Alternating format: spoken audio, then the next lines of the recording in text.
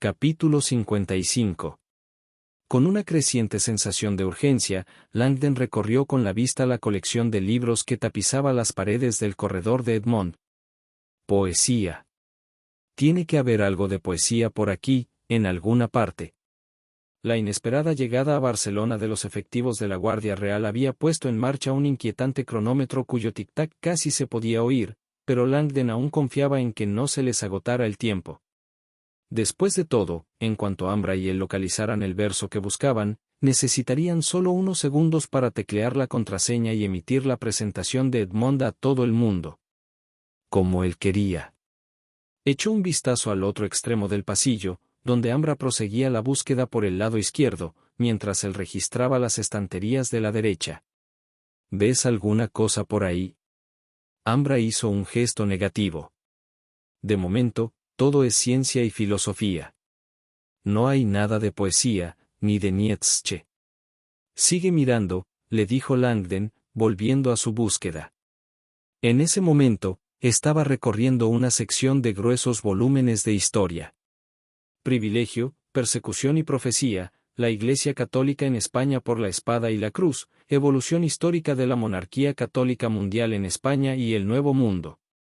Los títulos le recordaron la triste historia que le había contado Edmond años atrás, cuando Langdon le había comentado que su obsesión por España y el catolicismo le parecía un poco excesiva para un estadounidense ateo.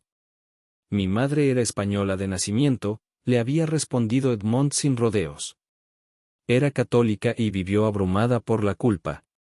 Mientras su amigo le contaba la trágica historia de su infancia y de su madre.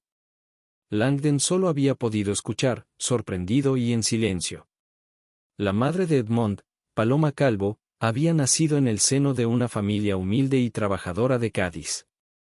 A los 19 años se había enamorado de un profesor universitario de Chicago, Michael Kirch, que estaba de año sabático en España. Y se había quedado embarazada. Como conocía el trato denigrante que su comunidad estrictamente católica reservaba a las madres solteras, no había visto más alternativa que aceptar la poco entusiasta proposición de casarse e irse a vivir a Chicago que le había hecho su amante. Poco después del nacimiento de Edmond, el marido de Paloma había sido arrollado mortalmente por un coche, mientras volvía a casa en bicicleta de una de sus clases. Castigo divino, proclamó el padre de Paloma al enterarse.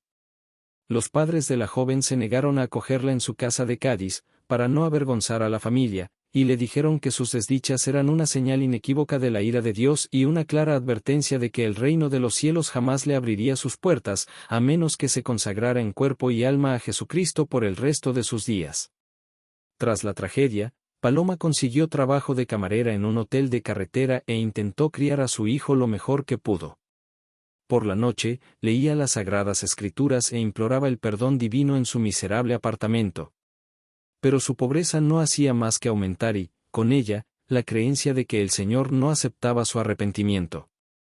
Al cabo de 5 años, desventurada y temerosa, Paloma se convenció de que el gesto más generoso de amor materno que podía ofrecer a su hijo era brindarle una nueva vida, a salvo del castigo divino por sus pecados. Dejó al pequeño en un orfanato y regresó a España, donde ingresó en un convento. Edmond no volvió a verla nunca más. A los 10 años, el niño se enteró de que su madre había muerto en el convento, pero no supo que había perecido durante un ayuno autoimpuesto. Ahorcándose al final, abrumada por el dolor físico. No es una historia agradable, le había dicho Edmond a Langdon. Me enteré de los detalles cuando estaba cursando el bachillerato. Como podrás imaginar, la inquebrantable exaltación religiosa de mi madre ha tenido mucho que ver con el odio que siento por la religión. Lo llamo, la tercera ley de Newton de la educación infantil: por cada locura de los padres, los hijos cometen otra de igual magnitud, pero en el sentido opuesto. Tras oír la historia, Langdon había podido comprender la amargura y la ira que había notado en Edmond durante su primer año en Harvard. También le había parecido sorprendente que su amigo nunca se quejara de los rigores de su infancia. Al contrario, solía decir que se consideraba afortunado por las adversidades padecidas, pues le habían servido de poderosa motivación para alcanzar las 2 metas que se había fijado de niño: la primera, salir de la pobreza, y la segunda, contribuir a desvelar la hipocresía de la fe, que en su opinión había destruido a su madre. Triunfó en ambos frentes, pensó con tristeza Langdon, mientras seguía registrando la biblioteca. Al pasar a una nueva sección de estanterías, vio muchos títulos que reconoció enseguida, la mayoría relacionados con la perenne preocupación de Edmond por los peligros de la religión. El espejismo de Dios. Dios no es bueno. Dios no existe. Lecturas esenciales para el no creyente. Carta a una nación cristiana. El fin de la fe. El virus de Dios. Cómo infecta la religión nuestras vidas y nuestra cultura. A lo largo de la última década, muchas obras que defendían la razón por encima de la fe habían escalado a los primeros puestos de las listas de los libros más vendidos. Langdon tenía que admitir que el alejamiento de la religión era un cambio cultural cada vez más visible, incluso en el campus de Harvard. Recientemente, The Washington Post había publicado un artículo sobre la falta de religiosidad de Harvard, en el que señalaba que, por primera vez en los 380 años de historia de la institución, había más agnósticos y ateos entre los estudiantes de primer curso que protestantes y católicos. Del mismo modo, en todo el mundo occidental estaban surgiendo organizaciones antirreligiosas que reaccionaban contra lo que consideraban el peligro de los dogmas de fe, los Ateos de América, la Fundación por la Liberación de la Religión, la Asociación de Humanistas de Estados Unidos o la Alianza Atea Internacional. Langdon nunca había prestado mucha atención a ninguno de esos grupos. Hasta que Edmond le había hablado de los Brights Brillantes, una organización internacional que, pese a tener un nombre que se prestaba a malentendidos, defendía una visión naturalista del mundo, sin elementos místicos ni sobrenaturales. Entre los miembros de los Brights destacaban intelectuales de gran prestigio como Richard Dawkins, Margaret Downey o Daniel Dennett. Por lo visto, el creciente ejército de los ateos contaba ahora con armas muy poderosas. Langdon había visto libros de Dawkins y de Dennett unos minutos antes, mientras buscaba en la sección de la biblioteca dedicada a la evolución. El relojero ciego, uno de los clásicos de Dawkins, presentaba unos argumentos contundentes contra la idea teleológica de que el ser humano, lo mismo que una compleja obra de relojería, no podía existir sin un diseñador inteligente. Igualmente, en uno de sus libros, La peligrosa idea de Darwin, Dennett sostenía que la selección natural por sí sola era suficiente para explicar la evolución de la vida y que era posible la existencia de complejos mecanismos biológicos sin la intervención de un diseñador divino. Dios no es necesario para la vida, reflexionó Langdon, recordando de pronto la presentación de Edmond. La pregunta, ¿de dónde venimos?, comenzó a resonar con más fuerza en su mente. ¿Tendrá eso que ver con el descubrimiento de Edmond?, se preguntó. ¿La idea de que la vida existe por sí sola, sin la necesidad de un creador? Obviamente, esa idea entraba en clara contradicción con los principales relatos de la creación, lo que hizo que aumentara aún más la curiosidad de Langdon, ansioso por saber si había dado con una buena pista. Por otro lado, la hipótesis le parecía completamente imposible de demostrar.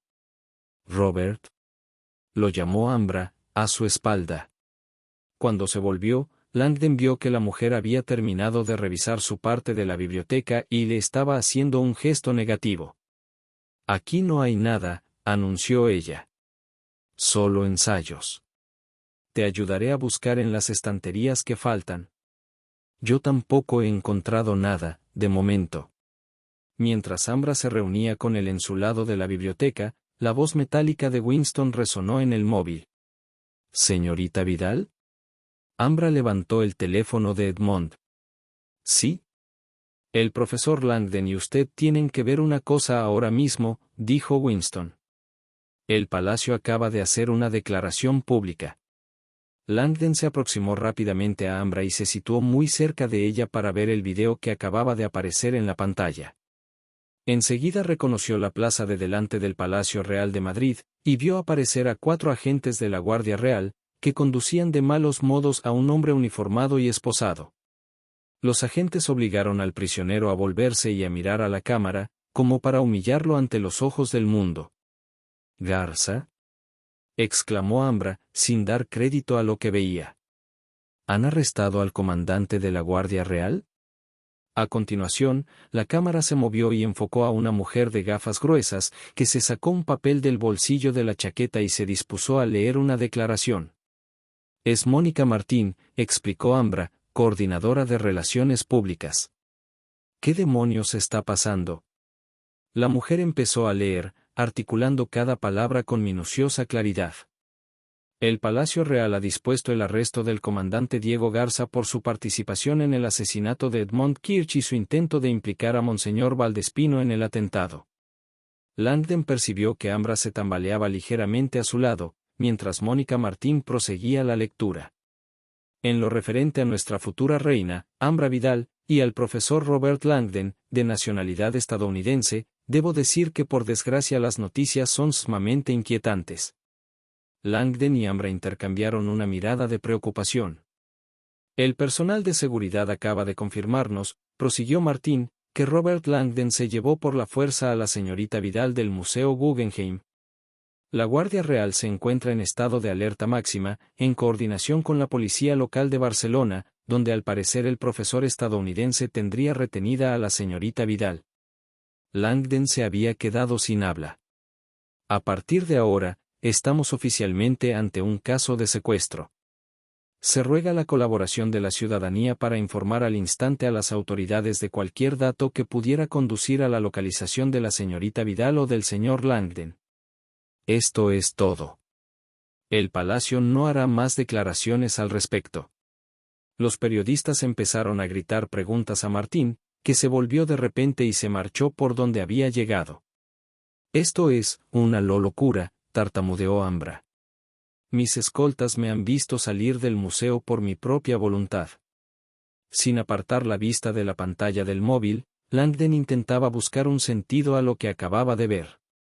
Pese al torbellino de preguntas que se arremolinaban en su mente, había algo que no le merecía ninguna duda. Estoy en grave peligro.